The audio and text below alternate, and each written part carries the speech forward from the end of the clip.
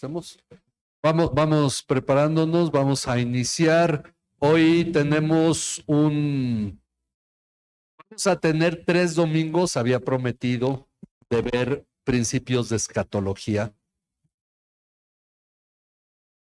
Y nada más que esté la transmisión. Yep.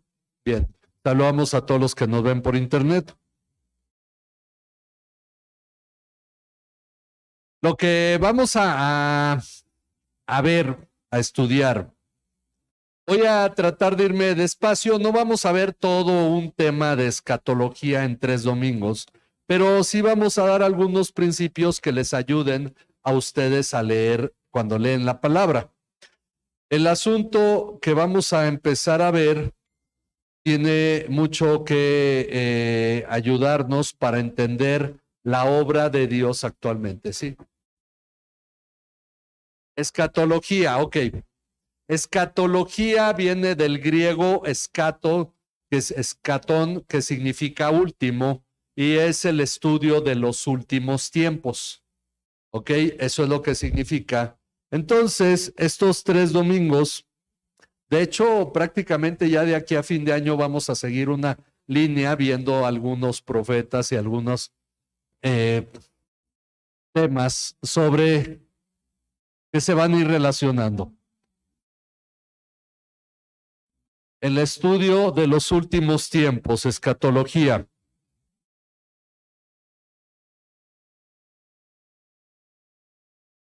Ahora, algunas conclusiones ustedes las van a sacar, algo vamos a estar nosotros estudiando aquí, y quiero pedirles que me acompañen a Apocalipsis, capítulo 12.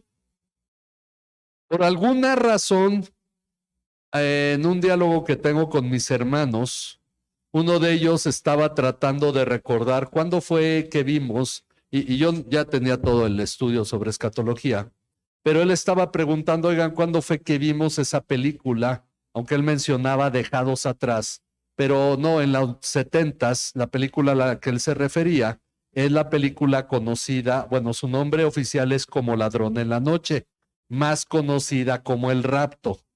Fue una película que dejó asustada a mucha gente y es que él hablaba precisamente sobre cómo se acordaba que siendo niños, tendríamos 7, 8 años, no sé si les tocó verla, dicen por ahí hasta de broma que hasta el diablo del puro miedo también se convirtió, porque la verdad es que lo deja uno, y esa película salió un año antes del Exorcista, es decir, era la corriente de terror que había y fue impactante.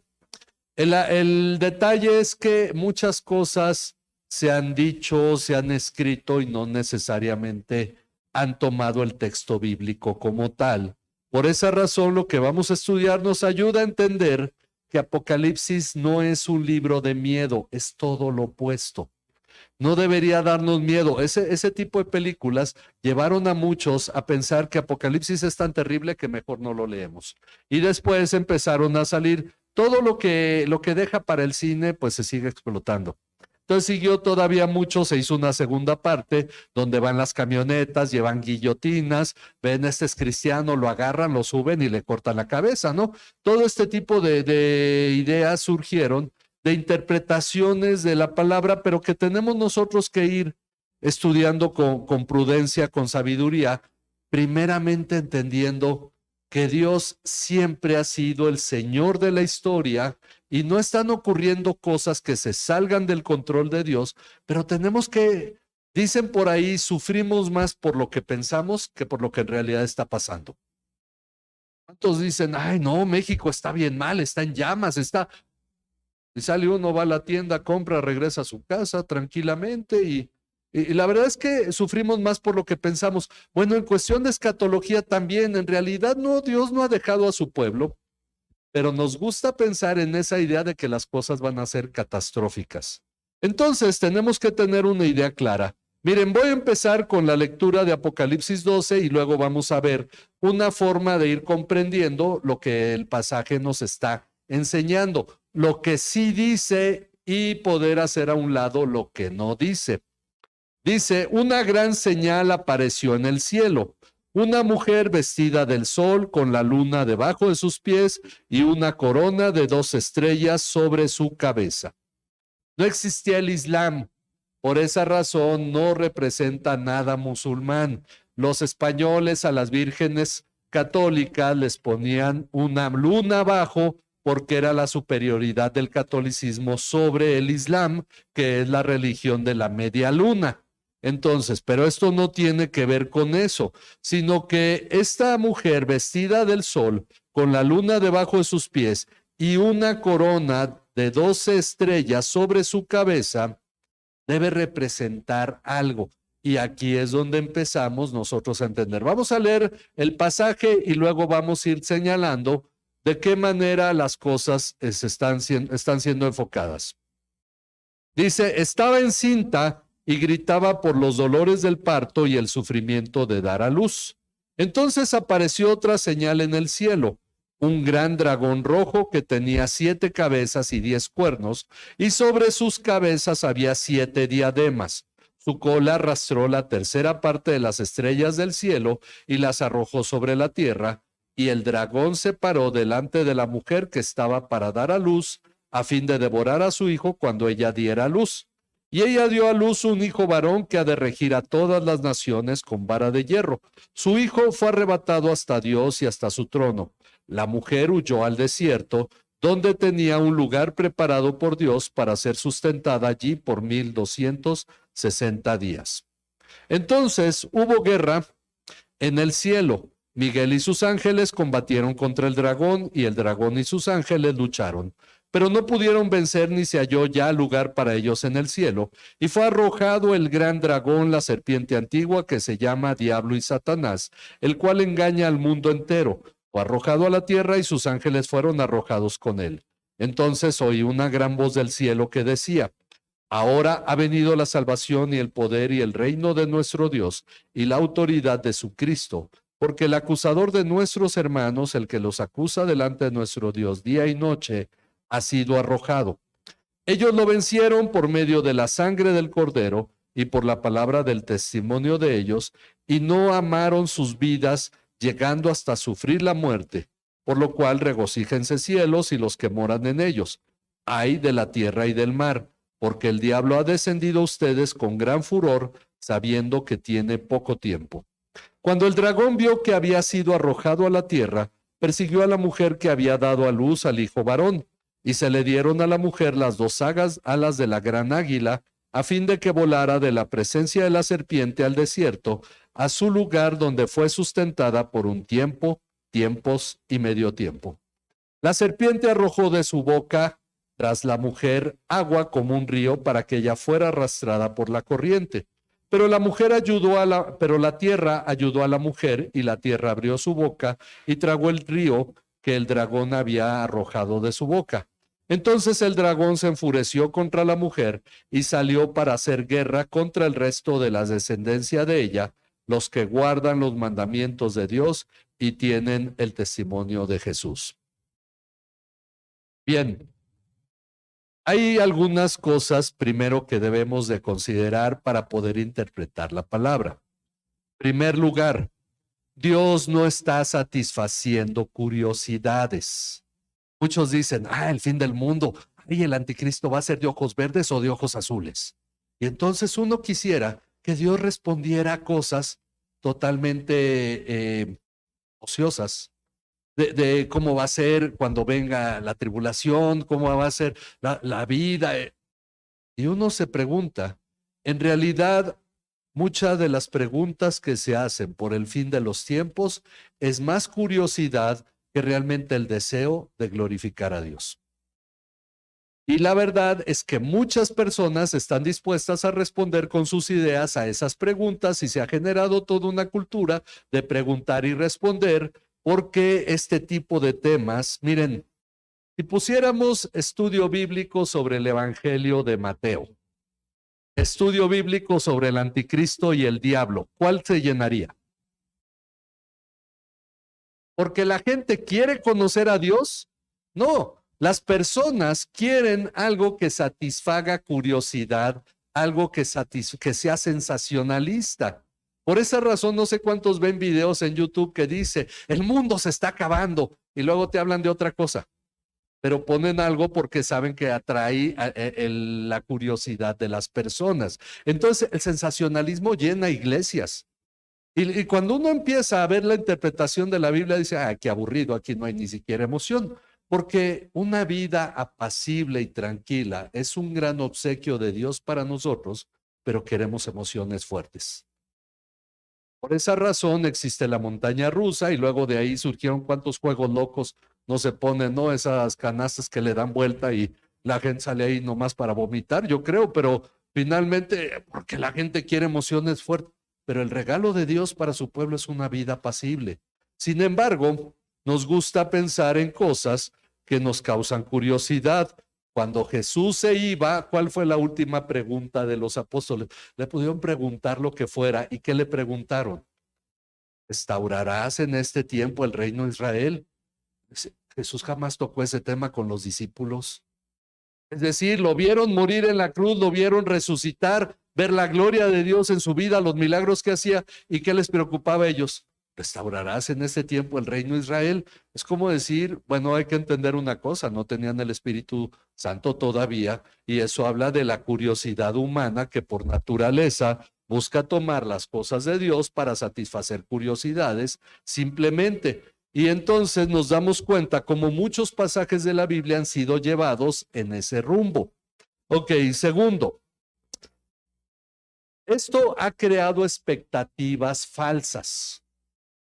Expectativas falsas que fascinan y crean sensacionalismo.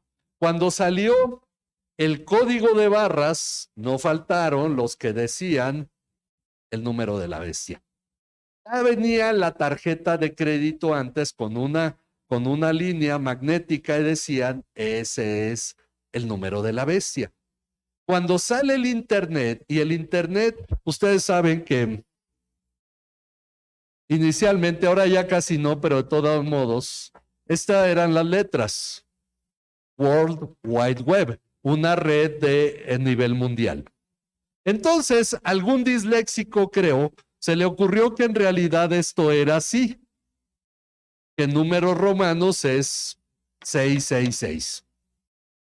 A la gente le gusta ese tipo de temas. Yo lo oí de un joven, yo di un estudio de Apocalipsis y me salieron con esa cosa. En lugar de preguntarme sobre lo que estábamos estudiando, sobre Cristo, sobre la iglesia, les interesaba saber sobre este tipo de cosas porque causa sensacionalismo. Ahora uno dice, ¿qué fue del código de barras? ¿Qué fue de todo esto? Yo leí en los 80s, cuando vino la primera guerra del Golfo Pérsico, un libro que decía que Saddam Hussein era el anticristo y ya se murió. Porque a todos nos gusta, y yo no sé cuántos de ese libro se hayan leído, no me acuerdo ni cómo llegó a mis manos, pero alguien lo compró en una librería, de haber sido un papá, yo creo, pero estaba ahí en la casa. Todo esto nos habla cómo la gente cuando quiere hablar de estos temas, en realidad no está buscando a Dios, está buscando su propia curiosidad y se crean expectativas falsas sobre Dios, porque cuando muchos leen Apocalipsis es prácticamente como si Dios se hubiera borrado del mapa y la historia humana fuera a seguir avanzando sin que Dios existiera. Viene la tribulación, viene esto, viene aquello, y entonces uno empieza a estudiar y uno se da cuenta, el anticristo tiene más de 1000 años en la tierra. Vamos a ver con calma todo esto. Y la realidad es que las señales que nos da la palabra ni siquiera vienen a levantar morbo en nosotros, sino que vamos a ver cuál es el propósito de esto. Ok, la revelación tiene un propósito, bueno, tiene varios propósitos. La revelación de Dios tiene primeramente, vamos a Mateo 24, versículo 5. El propósito de la revelación, que no es satisfacer nuestra curiosidad.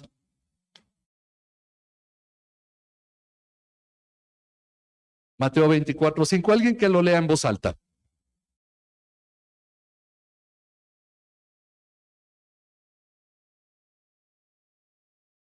Ok, y ahora el versículo 11, de ahí mismo.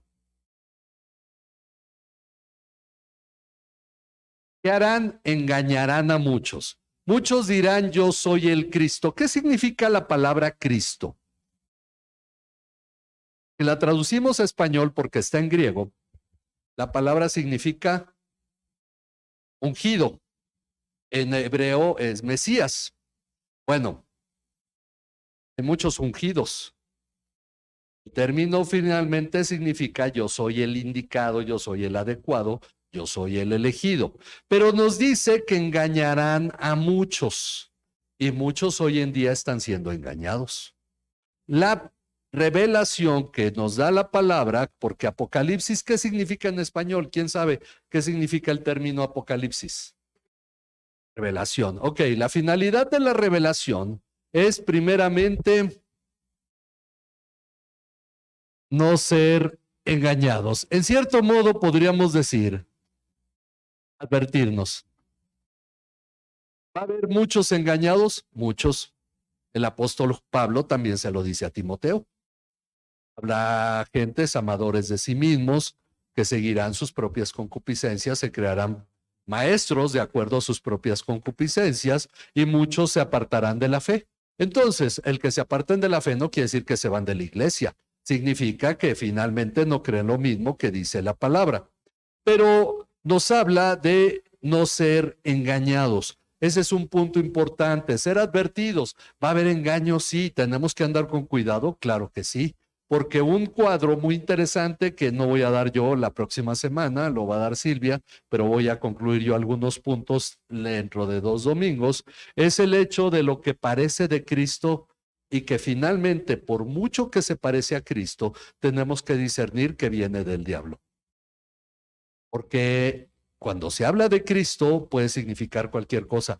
Y hay grupos cristianos. Imagínense un grupo cristiano que va a cortar cabezas con la espada en el nombre de Cristo. Se les llamaba los cruzados. Y en el nombre de Cristo fueron a conquistar Jerusalén. ¿Era algo cristiano? Bueno, todo este tipo de situaciones nos hablan de cómo la palabra, el nombre de Cristo puede ser usado para muchas cosas. Y ahí va incluido todo. Ahí va de la mano todo lo que sea cristianismo, porque muchos no disciernen entre un cristianismo falso o no. El mundo dice, eso hacen los cristianos, la peor religión del mundo, cuántos muertos y todo este tipo de cosas. Bueno, no ser engañados y sabemos que muchos serán engañados. Ok, segundo, en Apocalipsis 2, versículo 4 al 5, alguien que lo lea. Solo un ejemplo de más casos. Apocalipsis 2, versículo 4 al 5.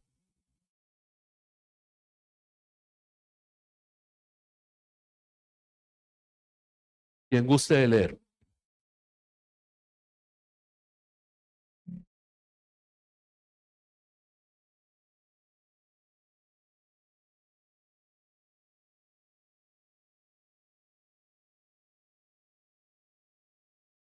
Ok, esa es la carta a la iglesia de Éfeso. Ahí mismo el versículo 16 de ese mismo capítulo, ahora el versículo 16.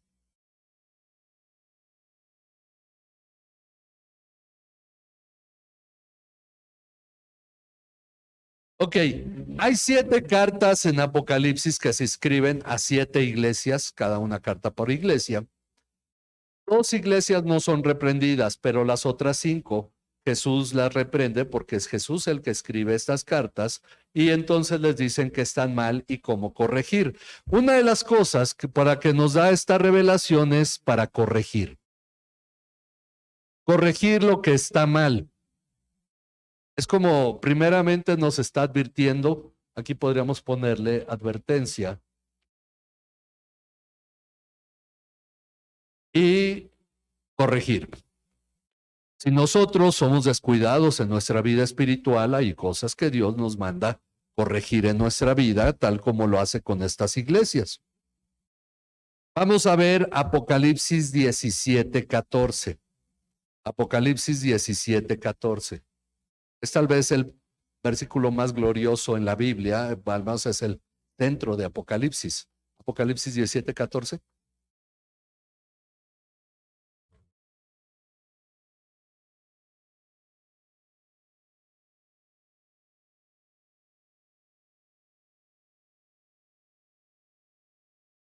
Ok, habla del Cordero, todos los enemigos del Cordero pelearán con él, el Cordero los vencerá, pero el Cordero no está solo. Están con él los que son llamados escogidos y fieles. Es decir, la iglesia, los creyentes en Cristo, que estamos con Cristo, llamados escogidos y fieles. Ahora, esto también significa que, contrario a lo que muchos piensan, la profecía o la revelación de Dios es para animar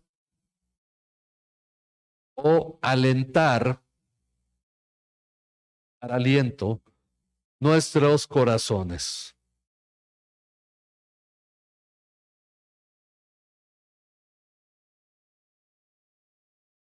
Nos da la palabra para que tengamos ánimo en medio de la vida que vivimos, en medio de las situaciones que enfrentamos. Entonces está ahí la palabra de Dios, porque nos anima que no importa cuál. Miren qué curioso, porque muchos cristianos se enfocan en sus enemigos. De hecho, en un grupo de pastores que estoy ahí, que me metió en el WhatsApp, hablaban ahora de ningún arma forjada contra ti prosperará y nuestro adversario, nuestro enemigo, que es una realidad, pero el enfoque de Apocalipsis no es mi enemigo, son los enemigos de Jesucristo. ¿Y quién es el que pelea? Jesucristo. ¿Quién es el que vence? Jesucristo. Está dando todo un enfoque totalmente distinto a una cuestión individual. Y entonces nosotros estamos con Cristo y somos llamados, escogidos y fieles. Y ahí es donde nosotros empezamos a entender cómo Dios nos da esta palabra para animarnos. Por esa razón tenemos Mateo 24:6. Mateo 24:6.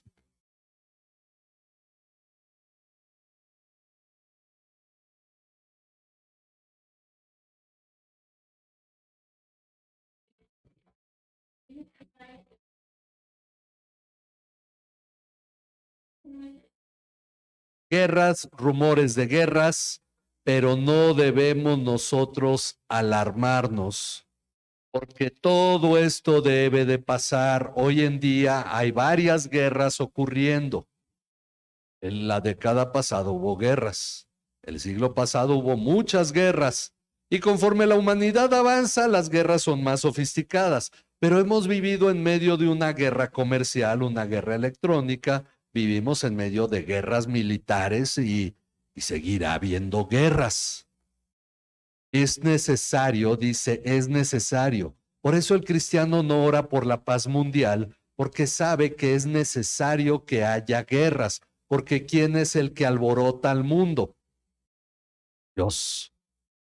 El mundo blasfema contra Dios y quiere vivir en paz. ¿Y qué hace Dios? No lo deja. Miren, era tan apacible el asunto, Rusia le vendía petróleo a Europa, Europa producía mucho, le compraba a Estados Unidos, la economía estaba bien y podíamos ir y íbamos a ser bien felices todos porque la economía se iba a ir para arriba.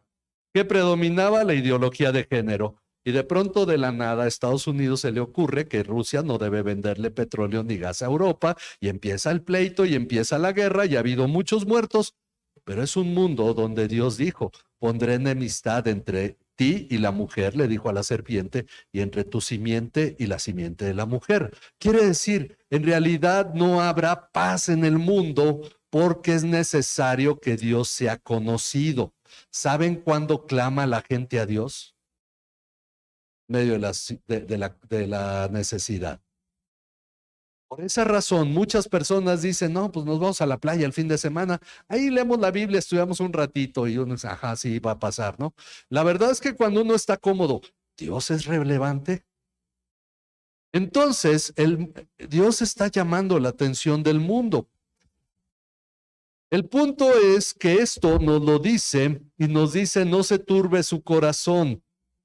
Bueno, digamos, aquí tengo no alarmarnos, pero sería, afirmar la paz en nosotros. El que debe estar en paz somos nosotros. Es decir, muchos piensan que Apocalipsis es para que nos alarmemos, si hay advertencia, pero en realidad es para que no se turbe su corazón.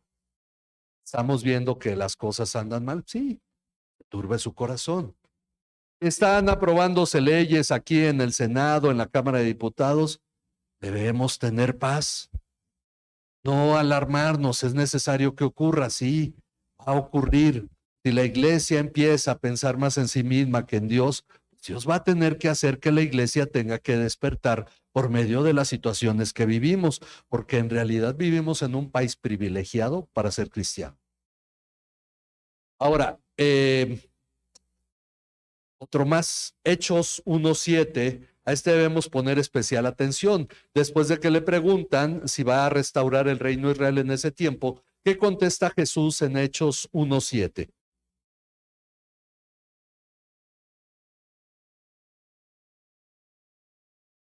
Hechos 1:7.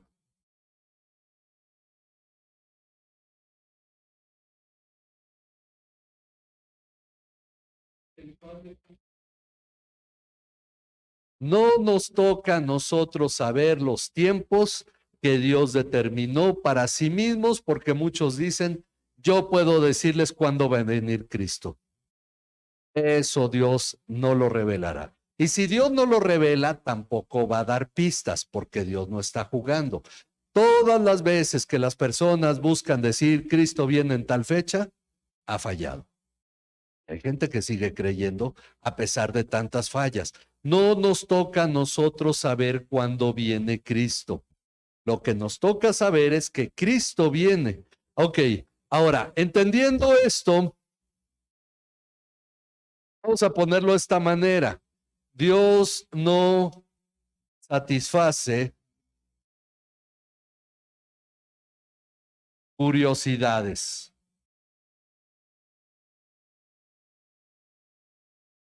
Dios no escribió la Biblia para que tú digas, ay, yo tengo una duda, a ver, ¿quién me...? No, Él escribió la Biblia para que tengamos vida eterna.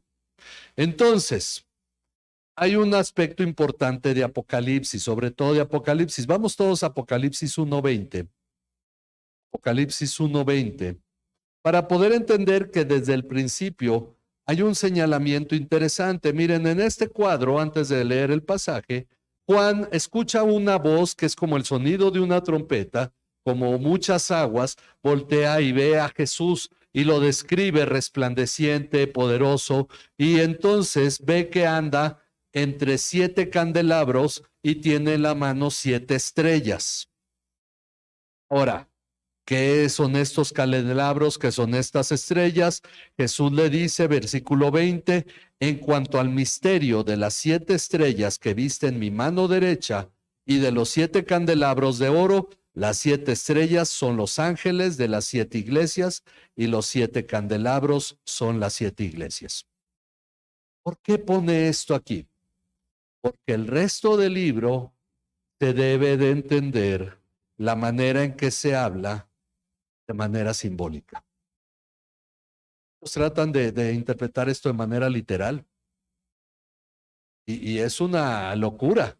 El asunto es que tenemos que entender la lectura simbólica del libro, porque el cuadro finalmente tiene el propósito de exponernos algo que, miren, si nos habla de un ejército de 1 millón de soldados, es algo tremendo, pero si nos habla de un ejército de 1,000,000,000, ¿dónde cabe un ejército así? Es obvio que eso no es literal, es simbólico. Entonces tenemos nosotros que entenderlo de la manera correcta.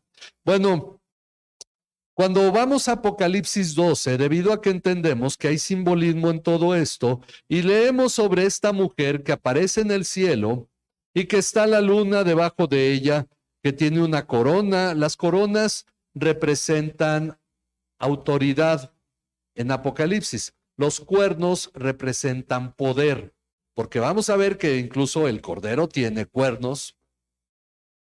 Vemos que esta mujer tiene una corona, tiene 12 estrellas sobre su cabeza. El número que representa al pueblo de Dios es el 12, porque empieza a haber una representación de cosas. ¿Cuántos fueron los hijos de Jacob? Y las tribus de Israel, 12. Los apóstoles, el número 12 representa. Luego podemos entrar a más detalle y decir, bueno, en realidad fueron 13 tribus y en realidad fueron 13 apóstoles y pero el número es el punto que importa. El número es representativo. ¿Por qué? Porque en el Antiguo Testamento el pueblo de Dios se representa por el número 12 y en el Nuevo Testamento también. Una corona de 12 estrellas sobre su cabeza, estaba encinta y gritaba por los dolores de parto y el sufrimiento de dar a luz. Ahora, esta mujer va a dar a luz a un hijo varón que de acuerdo al Salmo 2 es Jesucristo, aquel que rige a los pueblos con el cetro de poder, con vara de hierro, que es Jesucristo. Ok, entonces, ¿quién es la mujer? El pueblo de Dios. El pueblo de Dios viene no solo del pueblo de Israel, porque Abraham era judío, algunos dicen que era judío, pero Judá fue bisnieto de Abraham. ¿Qué podemos decir de Noé? Noé era israelita y de Set. De hecho, Adán es llamado en el Evangelio de Lucas hijo de Dios. Entonces, el pueblo de Dios viene desde Adán, Set y todos sus descendientes, pasando por Noé, pasando por Taré, el padre de Abraham, y él es el pueblo de Dios, no es el pueblo de Israel. No se limita a una nación de la tierra. Dios dijo: mías son todas las naciones de la tierra. Y Abraham fue llamado padre de multitud de naciones, no de una. Tenemos que tener claridad sobre el pasaje bíblico, porque hay cosas que se nos van solamente por no poner cuidado en cómo leemos ciertos pasajes. Esa idea de los gigantes de la tierra, cuando Génesis nos dice, y había gigantes en la tierra, y también cuando los hijos de Dios se unieron a las hijas de los hombres, y entonces ya mezclaron el asunto. Los gigantes no tienen nada que ver con las hijas de los hombres. Y sin embargo, el morbo es sabroso y entonces empieza a ver que los ángeles tuvieron hijos con las mujeres y que fueron gigantes, pero el asunto es ridículo porque un ser espiritual no puede embarazar a una mujer física. Jesús, para tener un cuerpo físico, tuvo que nacer de una mujer, siendo Dios. Ahora, los ángeles, ¿cómo van a tener cuerpos físicos? El asunto es que a veces nos dejamos llevar, como dijimos, el sensacionalismo, y eso le gusta a las personas. Pero si leemos los pasajes con cuidado, nos damos cuenta que es el pueblo de Dios que viene desde Adán, pasa por Jesucristo y viene hasta nosotros. El pueblo de Dios está representado por la mujer. Ahora, la mujer da a luz. Dice, apareció otra señal en el cielo, un gran dragón rojo, y no tiene que ver con China. Un gran dragón rojo. ¿Qué es un dragón? La Biblia nos dice que en el quinto día Dios creó, no, en el sexto día, los grandes monstruos, bueno, antes los grandes monstruos marinos, pero creó los grandes animales en la tierra. Si ustedes van a museos, ven esqueletos de dinosaurios, ¿verdad? El asunto es que, ¿qué significa la palabra dinosaurio? Grandes monstruos. Y fue acuñada por ahí en el siglo XVIII. Bueno, ¿cómo se le llamaba a esos seres antiguamente? Dragones. No son otra cosa más que dinosaurios, dragones. Unos grandes y enormes, ¿cómo se les llama este tipo de animales? Se me fue reptiles. Reptiles enormes se extinguieron y se fueron extinguiendo después del diluvio, y obviamente la gente cazaba animales enormes como los mamuts, se los comía y se fueron extinguiendo porque la tendencia es que los animales se extingan. Y posiblemente la que muchos consideran es que quizás los últimos lugares donde hubo estos grandes monstruos fue en los Himalayas, y de ahí que los chinos fincaron toda su ideología en los dragones. Estamos hablando de un lugar muy lejano, estamos hablando acá de Palestina, donde se habla de dragones, y luego vemos que en Inglaterra tienen como símbolo al dragón de este caballero llamado Jorge, que mató un dragón y lo llaman San Jorge, y entonces uno dice, esto se extendió por todo el mundo. Finalmente no estamos yendo más allá en una cuestión fantástica. Miren, si dicen que un caballo tiene alas y tiene un cuernote, uno no va a decir, entonces los caballos no existen. No, los caballos existen, y que se les inventen cosas es otra cosa. Si dicen que el dragón echa fuego, es una invención. pero no por eso no existieron. Ahora, en el huerto del Edén, ese dragón era chiquito. Dice, un gran dragón rojo que tenía 7 cabezas, 10 cuernos sobre sus cabezas, había 7 diademas, su cola arrastró la tercera parte de las estrellas del cielo, y aquí muchos interpretan como el diablo ganó para sí, para su propia causa en su rebelión contra Dios, a la tercera parte de los ángeles, arrastra la tercera parte de las estrellas del cielo, las arroja sobre la tierra. El gran dragón se paró delante de la mujer que estaba para dar a luz a fin de devorar a su hijo cuando ella diera a luz. ¿Han escuchado de Herodes el Grande? ¿Qué pasa cuando llegan los magos y le dicen, hemos venido, ¿dónde está el rey de los judíos? Porque hemos visto su estrella y queremos conocerlo. Y Herodes dice, pues por si acaso échense a todos los niños. Porque él ya había mandado matar a Antígono, que era el último de los reyes asmoneos, porque Herodes ni siquiera era judío, era idumeo de los descendientes de Saúl. Y él tenía miedo que Antígono hubiera dejado un hijo y que siguiera el linaje de los reyes asmoneos, que eran los reyes judíos, descendientes de los macabeos. De hecho, él se casó con una descendiente de ellos y de puro celo la mató y mató a los hijos que tuvo con ella para que no le quitaran el reino. Pero ese temor hizo que él fuera a matar porque él no estaba pensando en una profecía bíblica. Él estaba pensando en que se iba a levantar un rey que era judío, de linaje judío, y que le iba a quitar a él el trono. Pero ¿quién está detrás de Herodes obrando esto? Satanás. Ahora, dice el dragón, bueno, se para delante de una mujer. Versículo 5. Ella dio a luz un hijo varón que ha de regir a todas las naciones con vara de hierro. Su hijo fue arrebatado hasta Dios y hasta su trono. Y como le dijeron los ángeles a los apóstoles, este mismo Cristo que habéis visto subir al cielo, así vendrá en las nubes también. Y entonces Jesús es llevado al cielo, es arrebatado al cielo. Dice, la mujer huyó al desierto donde tenía un lugar preparado por Dios para ser sustentada allí por 1260 días. Ahora, qué interesante que en el desierto sea sustentada, porque ¿qué hay en el desierto para sustentar a una persona? Nada. Si huye al bosque, a la selva, a la playa, bueno, por lo menos sabe de dónde sacar alimento. Pero en el desierto, ¿qué hay? ¿Quién estuvo en el desierto? Y escuchamos mucho este cuadro para el cristiano que está atravesando un desierto. ¿Qué ocurrió en el desierto? El pueblo de Israel comió todos los días, no trabajaban, no sembraban, no cosechaban y todos los días comían. ¿Quién los sustentaba? Más de 1,000,000 de personas sustentado todos los días. Y de pronto uno dice, Dios, ¿y cómo pago la renta? No tengo dinero. Y pensamos que Dios no tiene para sustentarnos. Y sustentó durante 40 años a un pueblo enorme que comió todos los días, tenía calzado y tenía lo que necesitaba. La mujer huye al desierto. Si es el pueblo de Dios, la mujer está en el desierto porque, ¿qué significa eso? Que nosotros como iglesia en esta tierra somos sustentados por Dios. La comida y el vestido, dice Jesús, afanas por ello. No puedes tú alargar tu vida 1 hora y te preocupas por el alimento. No puedes tú transformar tu cuerpo y te preocupas por el vestido.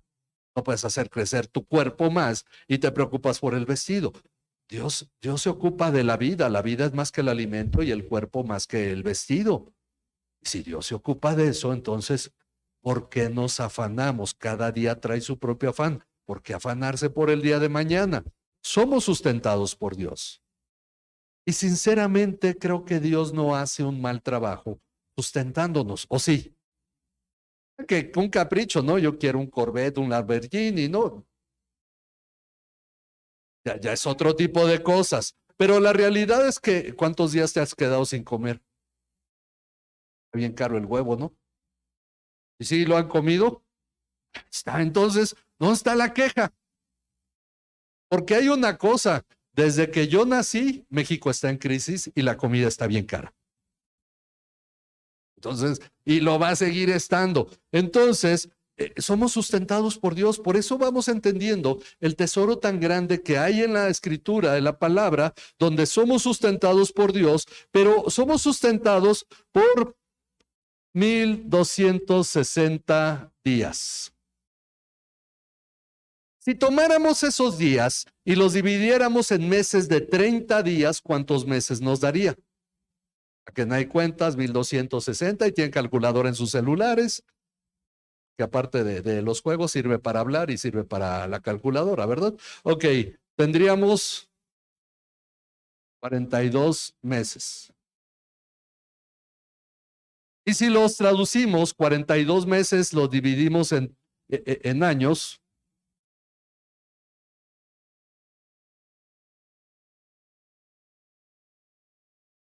tres y medio años, que la Biblia también lo llama un tiempo.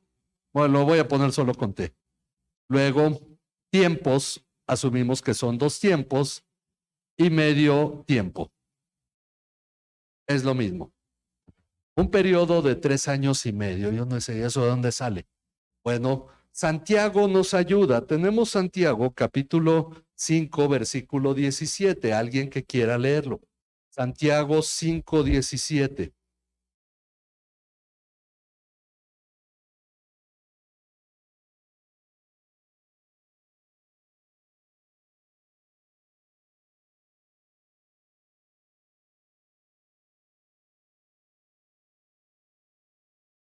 No llovió por 3 años y 6 meses. El libro de Reyes no nos dice cuánto tiempo fue la sequía, nos cuenta toda la historia, pero es Santiago el que nos dice 3 años y medio. 1260 días, 42 meses, 3 años y medio. ¿Qué pasó en ese tiempo? Hay muchas cosas que relatar sobre eso. Para empezar, el hecho de que los cuervos alimentaron a Elías. Para seguir, que una viuda que no tenía nada sustentó a Elías. Podía haber ido con el millonario, pero no, lo mandó con una viuda que tenía un hijo y dijo, vamos a comer lo último que tenemos para dejarnos morir. Y a esa fue a la que Dios encargó que sustentara a Elías.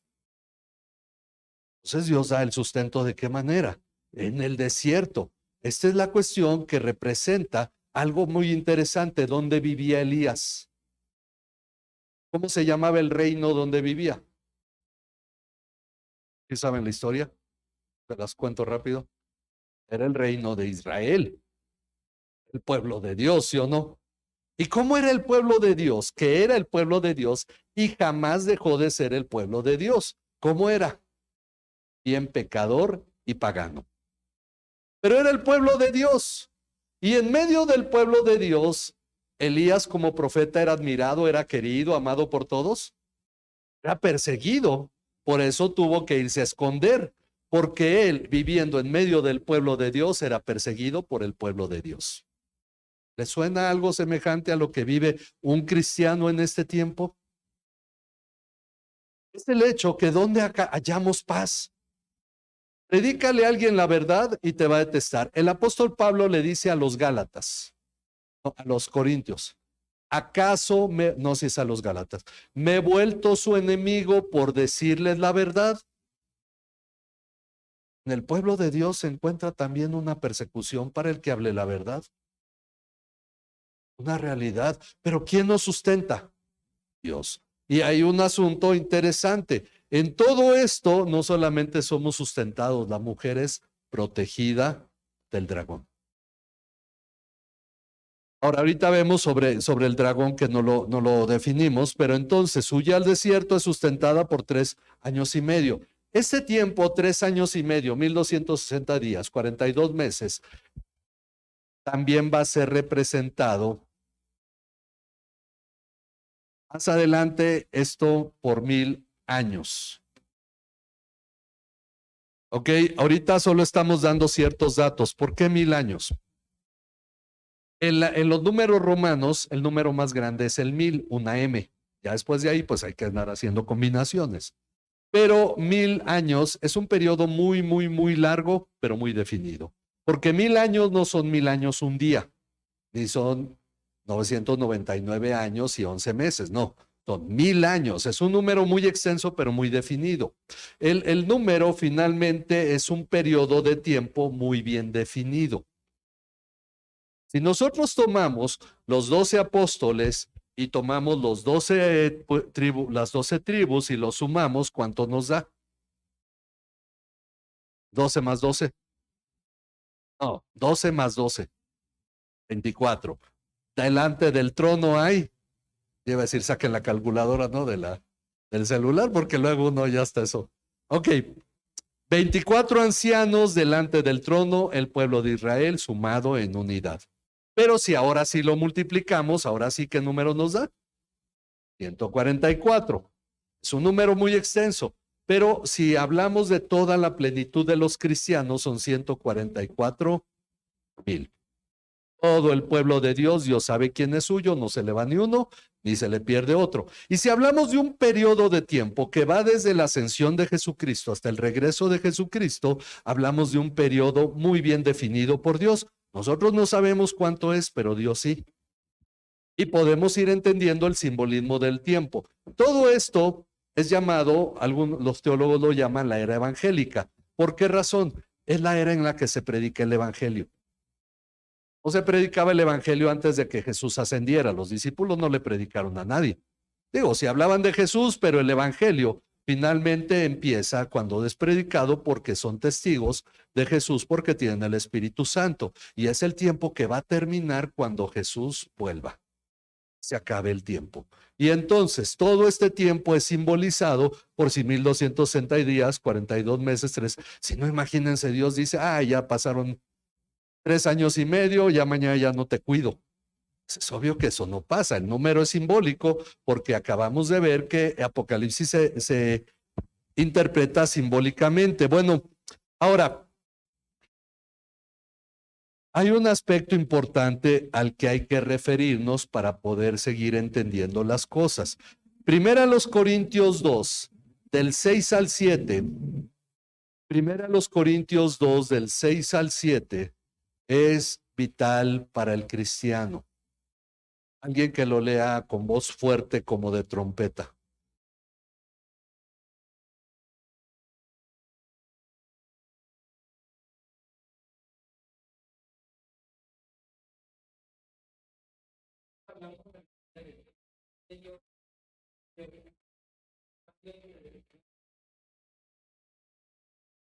La sabiduría la hablan entre los que han alcanzado madurez. Cuando encontramos todos estos temas, un cristiano inmaduro puede fascinarse con detalles y perder de vista los puntos importantes. Pero cuando alcanzamos madurez, entendemos que el propósito de Dios es que nosotros lleguemos a ser la imagen de Cristo y que nos prepare, que Él nos está preparando para la eternidad. Para esa razón es esta vida. Y para eso ha provisto la iglesia, que es el cuerpo de Cristo, en el cual debemos edificar y ser edificados. Y Dios está tratando con nosotros, con nuestro carácter, con nuestra vida, transformándonos a la imagen de Cristo. Bueno, cuando leemos Apocalipsis debemos verlo desde esa perspectiva. Pero si no tenemos una madurez en la cual Dios ya ha tratado áreas de nuestra vida, podemos perder el rumbo. Pero empezamos a entender, Dios está trabajando en tu vida y lo que estamos viendo hasta ahorita es que Dios nos sustenta. El libro no está dando nada fuera de una cuestión fuera de lugar, algo perfectamente normal para la vida cristiana.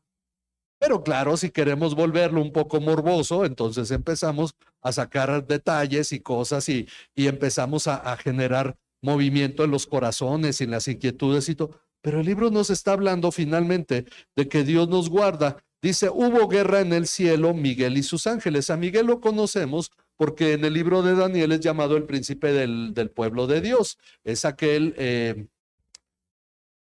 ángel o arcángel que pelea por Dios, que pelea por su pueblo, y él pelea contra el dragón. El dragón y sus ángeles pelean también, pero no pudieron vencer el dragón y sus ángeles, ni se halló ya lugar para ellos en el cielo. Cuando uno va a Colosenses 2 y lee que en la cruz Jesús también exhibió públicamente, triunfando sobre de ellos, a los principados y potestades, sabemos que el diablo fue derrotado, porque muchos dicen, el diablo nos está acusando. No, ya no. Romanos 8 dice, ¿quién acusará a los escogidos de Dios si Jesús es el que justifica? No hay lugar para el acusador. Entonces, ¿qué ocurre con el acusador? Dice, no pudieron vencer ni se halló ya lugar para ellos en el cielo. Versículo 9, y fue arrojado el gran dragón, la serpiente antigua. Esta se oye así como cuando uno ve esas películas de los chinos, ¿no? En la antigüedad hubo esto y entonces muy misterioso todo.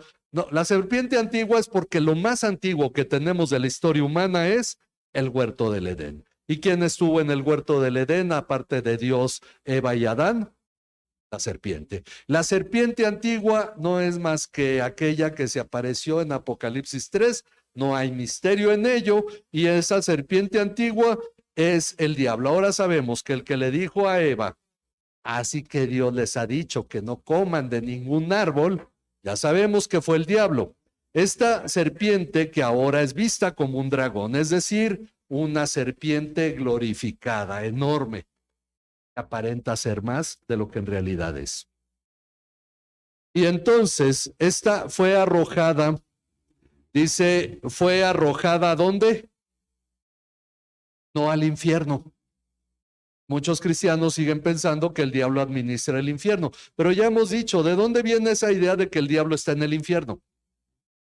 De los griegos, porque Hades, uno de los tres hijos de Cronos, uno de los tres dioses principales, fue traicionado por Zeus y por Neptuno y lo mandaron a administrar el inframundo y entonces pues cobra la entrada incluso, ¿verdad? Hay que pagarle al barquero para... Entonces él administra el inframundo y para muchos cristianos, mezclando filosofías y todo, se les hizo fácil decir que el diablo en el infierno. Y por eso, cuando se cae la paleta al suelo, ¿quién la chupa? ¿Por qué? Pues porque está en el infierno nomás y por eso dicen que ya fue al doctor porque tiene diabetes, ¿no? Esa es parte de una mentalidad que no tiene que ver con la Biblia. El diablo es llamado en la palabra de Dios el príncipe de la potestad del aire, el Dios de este siglo, el príncipe de este mundo. Jamás se le menciona en relación con el infierno. Pero créanme, hasta cuando yo leí me decepcionó Hendrickson, cuando uno lee y dice todo el infierno se desata contra el cristiano y digo, bueno, pues estoy estudiando a alguien, leyendo a alguien muy bien estudiado y todavía me sale con eso, ¿verdad?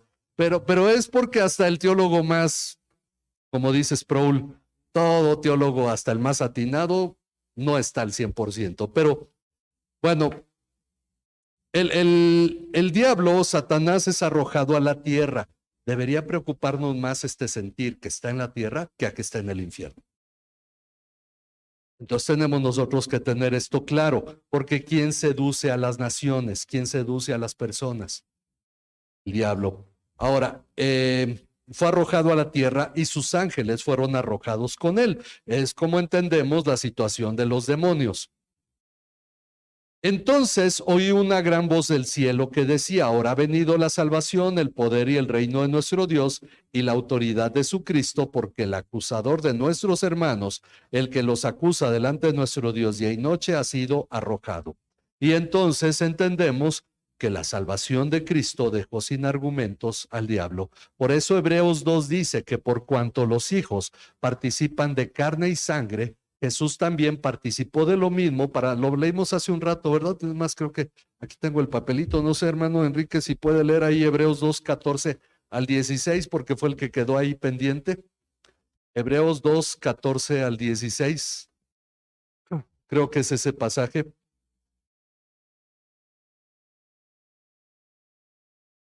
Hebreos 2, 14 al 16.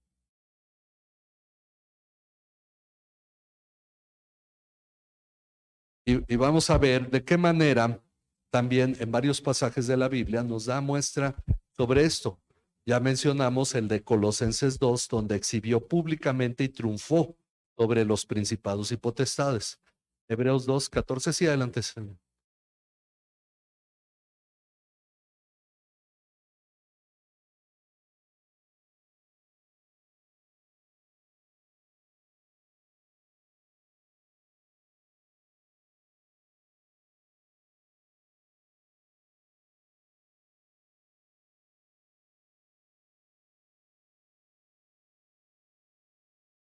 ¿Cuál es la descendencia de Abraham? la iglesia, los cristianos. Y Jesús vino a socorrer a los que son de la fe de Abraham, que son los hijos de Abraham. Ahora, vino y dice, anuló o destruyó, dicen, depende de la versión, al diablo que tenía el dominio, el imperio de la muerte. Y entonces el diablo es echado fuera. No lo extermina, no lo fulmina, está aguardando su condena, pero ha sido derrotado cuando Cristo murió en la cruz. Por eso hay este canto en el cielo. Dice que los cristianos lo vencieron por medio de la sangre del Cordero y por las palabras del testimonio de ellos, es decir, que tú predicas a Cristo. Eso es una victoria. Y por la palabra del testimonio de ellos, y no amaron sus vidas llegando hasta sufrir la muerte. Cuando Jesús dice, el que ame su vida aquí en la tierra la perderá, pero el que no ame, se me olvidó la palabra, no aborrezca, pero su vida aquí en la tierra la ganará. Es decir, si tú estás dispuesto a ofrendar tu vida por Cristo, y eso no significa morir, sino vivir para Dios y no para tus intereses, entonces tú la ganarás, porque de esa manera es como vencemos al mundo, vencemos al diablo. Y entonces por eso muchos amamos nuestro estilo de vida, nuestra comodidad. Está haciendo frío, uno está calientito y dice, no, yo que voy a dejar mi camita caliente, y uno ama lo suyo, ¿no? Es más o menos lo mismo en nuestra vida. Si yo ya tengo mi rutina, yo ya tengo medidas las cosas, llega Dios y me pone un problema y me cambia todo y tenía mis planes y el asunto es que Dios nos enseña a amarlo a Él por encima de nuestra propia vida. Esto es a lo que se refiere. Y entonces dice, por lo cual regocíjense cielos, bueno, el versículo 12, regocíjense cielos y los que moran en ellos, los ángeles. Ay de la tierra y del mar, porque el diablo ha descendido a ustedes con gran furor, sabiendo que tiene poco tiempo. Algo semejante a lo que luego encontramos en Apocalipsis 19. El diablo ha descendido sabiendo que tiene poco tiempo. ¿Cuánto tiempo? No sabemos, ni el diablo sabe, ni nosotros sabemos.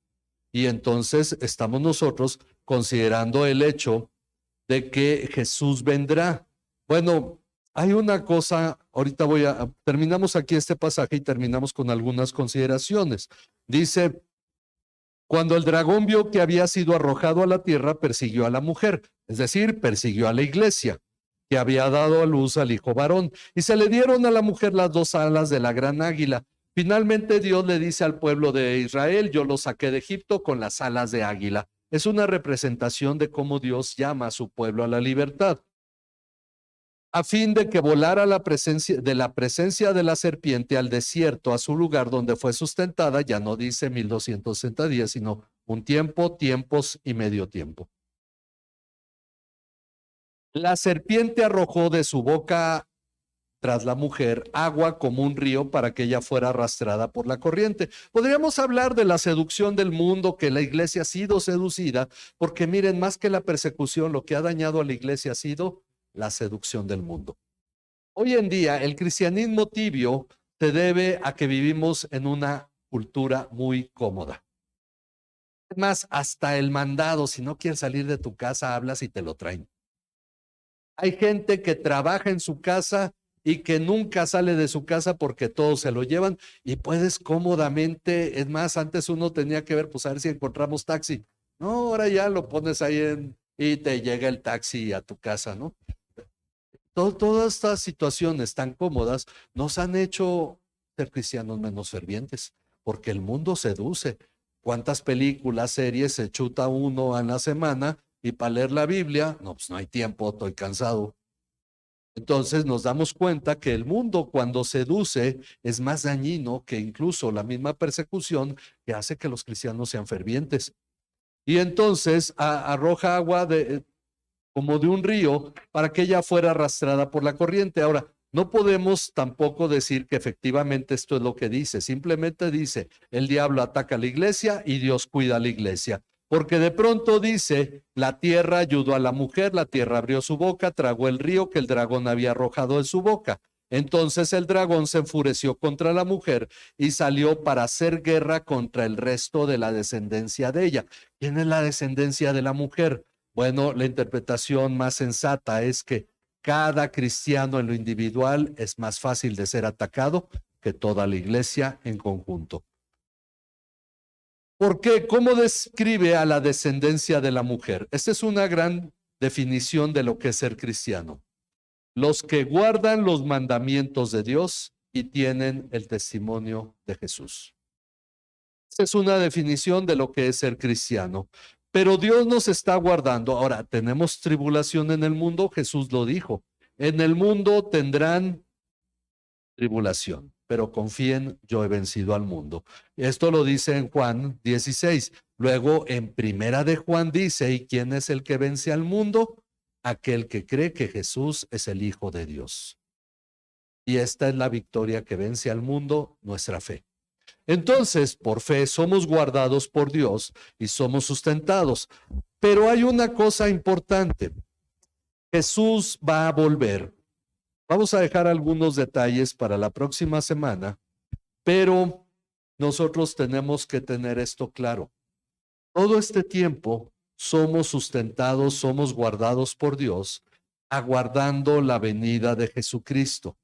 Cuando Jesús les dice que no les toca a ellos tienen su pregunta sobre si va a restaurar el reino de Israel en ese tiempo. Y Él les dice que no nos toca a nosotros los seres humanos saber los tiempos. Vamos a leer ahora el versículo 8, es Hechos 1:8. ¿Qué es lo que deberíamos estar haciendo nosotros en este tiempo? Hechos 1:8. Alguien que lo lea con voz fuerte.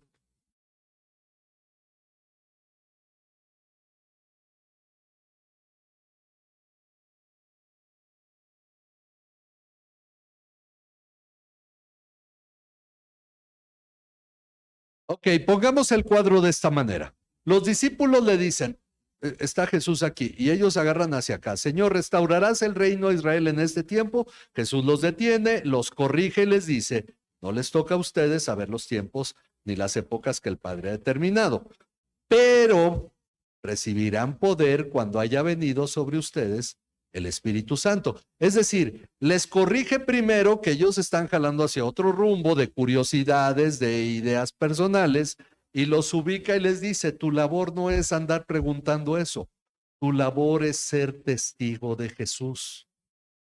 Si la palabra que nos da es para no ser engañados o para ser advertidos, para corregirnos, para animarnos, para afirmar paz en nuestros corazones y no para satisfacer curiosidades, ahora nos dice nuestra labor ¿cuál es? Dar testimonio de Cristo. Aguardamos con paciencia. Hechos 1:11, déjenme ir leyendo estos. Bueno, si alguien quiere leer Hechos 1:11. Ya lo mencionamos, pero vamos a leerlo.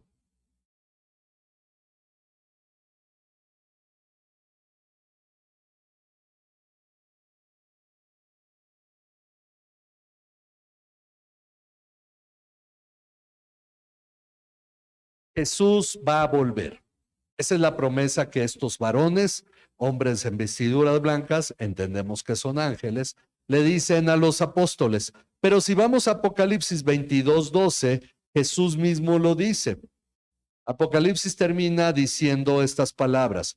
Por tanto, yo vengo pronto y mi recompensa está conmigo para recompensar a cada uno según sea su obra. ¿Tuviste fe? Que se muestre en tus obras. Porque si tú no estás haciendo nada como cristiano, es que no tienes fe. Ese es, en cierto modo, el resumen de la enseñanza de Santiago. Pero entonces dice, yo vengo para recompensar a cada uno según sea su obra. Luego en el versículo 17, este fue Apocalipsis 22:12. En el versículo 17 dice, el Espíritu y la esposa es la iglesia, dicen, ven. Y el que oye diga, ven. Y el que tiene sed venga, y el que desee que tome gratuitamente del agua de la vida. ¿Qué dice la iglesia? Ven, Señor Jesús. Ahora, precisamente en el versículo 20 dice, el que testifica de estas cosas dice, sí, vengo pronto. Amén. Ven, Señor Jesús. Son las penúltimas palabras porque termina Juan escribiendo, la gracia del Señor Jesús sea con todos. Amén. palabras son: ven, Señor Jesús. El anhelo de que venga y entonces se cumpla totalmente su historia. Pero mientras Él viene, ¿qué debemos hacer? Ser testigos. No andar en curiosidades, sino ser testigos, sabiendo que nos ha dado su palabra para corregir, animarnos, afirmarnos en nuestra paz, para que nosotros sepamos que Dios está haciendo su obra y que va a completar su plan. Ya hablaremos después sobre todo ojo le verá, que vendrá como ladrón, ¿qué significa eso? Comentaremos sobre nadie sabe el día, algunos aspectos en este sentido. Lo importante es que nosotros aguardamos con paciencia. Pero además de esto, entendamos algo. En este tiempo disfrutamos la gracia de Dios. Podemos disfrutar la vida que Dios nos da al tiempo que damos testimonio de Jesús. Todo esto nosotros debemos entender que finalmente Dios es bueno con nosotros. Lo que estamos estudiando, lo que estamos aprendiendo, nos empieza a enseñar a nosotros que Dios no está esperando que cada uno de nosotros sea un mártir de la vida diaria, sino que en realidad Dios nos ha dado su bien en esta vida y aún más lo disfrutaremos en la eternidad. Así es que tengamos clara nuestra tarea. En lo que Jesús viene debemos ver.